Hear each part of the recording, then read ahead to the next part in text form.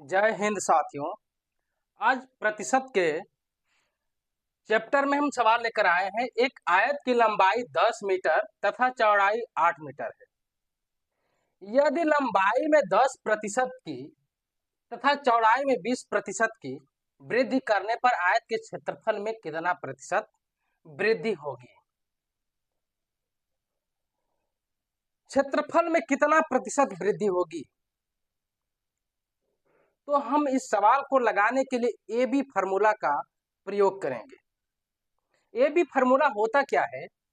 मान लो पहली वृद्धि ए है प्लस दूसरी वृद्धि बी है और प्लस ए बी बटे 100 और पूरा का प्रतिशत ए बी फार्मूला है।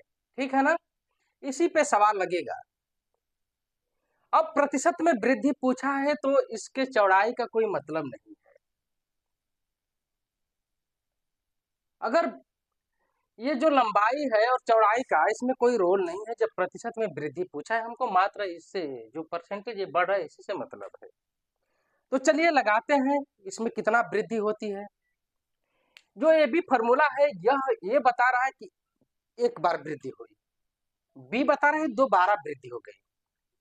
तो होता क्या है कि देखिए जो लंबाई है इसमें 10% वृद्धि हुई, चौड़ाई में 20% वृद्धि हुई। लेकिन लंबाई और चौड़ाई का दोनों का अगर गुणा करेंगे तब क्षेत्रफल निकलेगा। तो इसका मतलब जो क्षेत्रफल में वृद्धि हो रही है दो प्रकार से हो रही है, एक लंबाई में एक चौड़ाई में। तो हम ए बी फार्मूला लगाएंगे। तो चलिए क्षेत्रफल में वृद्धि। तो क्षेत्रफल में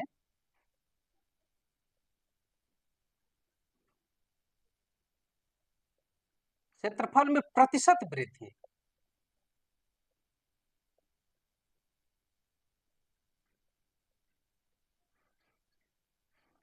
होगा क्या? एक बार कितना वृद्धि हुई? एक बार वृद्धि हुई 10 की, फिर दोबारा कितना वृद्धि हुई चौड़ाई में? 20 की, और प्लस 10 गुणे 20 बटा 100। जब इसको हल करेंगे यह सुनना इससे कटेगा या इससे कटेगा, बचे कितना आएगा? 10 और 20, 10 प्लस 20, और यहाँ 2 बच रहा है प्लस 2, 10 20 और 2 मिलकर 32% वृद्धि हो गई। क्षेत्रफल में 32% वृद्धि हो गई। अगर यही पूछ दे कि लंबाई में 10% कमी कर दी जाए, अब मान लीजिए अगर यहाँ लंबाई में कमी कर दी जाए 10%,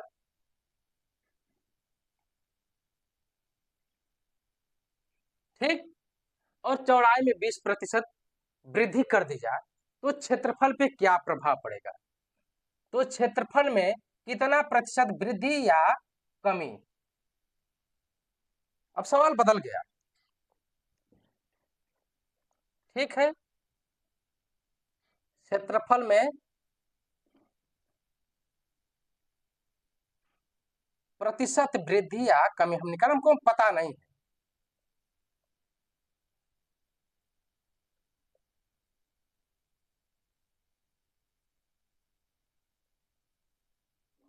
हमको पता नहीं है। अब सवाल देखिए बदल गया। पहले था कि वृद्धि हो रही है, अब क्या है कि लंबाई में कमी हो गई। तो अब हमको निकालना है कि क्षेत्रफल पे क्या प्रभाव पड़ेगा, क्षेत्रफल बढ़ेगा या घटेगा। तो अब हम जब तक हम रिजल्ट निकालेंगे नहीं तब तक हम पता नहीं कर पाएंगे कि बढ़ रहा है क्षेत्रफल या घट रहा है। तो चलिए आइए फिर हम ए बी फार्मूला लगाते हैं। ए बी जब फार्मूला लगाएंगे तो कमी जहां होगा उसको हम माइनस में लिखेंगे। तो एक कमी हो रही है लंबाई में, कितना? 10%, तो हम माइनस में लिख देंगे। वृद्धि हो रही है चौड़ाई में, कितना? 20%, तो इसको हम प्लस लिख देंगे। और प्लस कितना कमी हो रही है?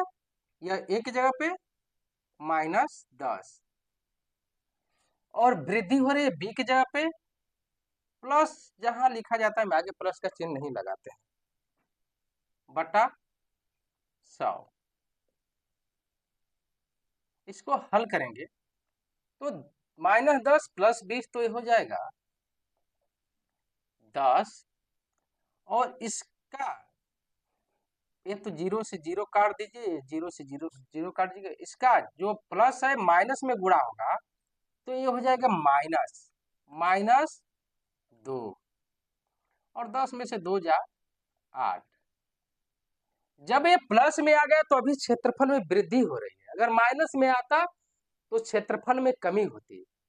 तो क्या हुआ कि अभी अगर 10% लंबाई में कमी कर दी जाए और 20% चौड़ाई में वृद्धि कर दी जाए, तब भी क्षेत्रफल में वृद्धि होती है 8% की। अब आइए इसको हम वृद्धि के जगह पे कमी कर दें, इस सवाल में वृद्धि की जगह पे हम कमी कर देते हैं। अब देखते हैं क्षेत्रफल क्या होता है। कमी करने पर आयत के क्षेत्रफल में कितना प्रतिशत वृद्धि या कितना प्रतिशत कमी होगी, चलिए देखते हैं।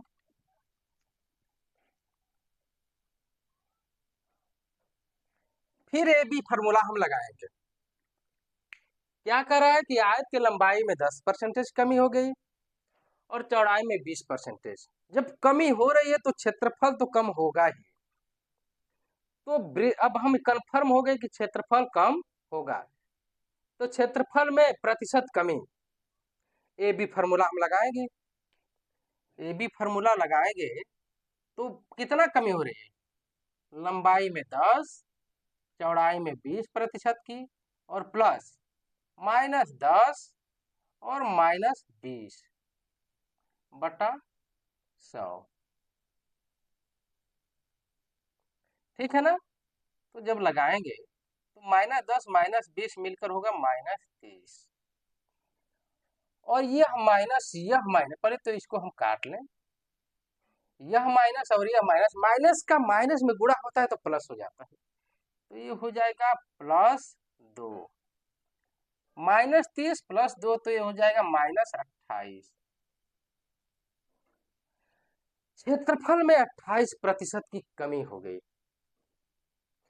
तो आपने क्या पढ़ा, एक बार पढ़ा कि 10% उसके किसी क्षेत्रफल के लंबाई में वृद्धि होती है, चौड़ाई में 20% वृद्धि होती है, तो क्षेत्रफल में कितना प्रतिशत वृद्धि होगी। एक बार आपने पढ़ा कि क्षेत्रफल के लंबाई में 10% कमी हो गई, चौड़ाई में 20% वृद्धि हो गई, तो क्षेत्रफल के जो आयत के क्षेत्रफल पे क्या प्रभाव पड़ा। अब आपने पढ़ा कि एक आयत के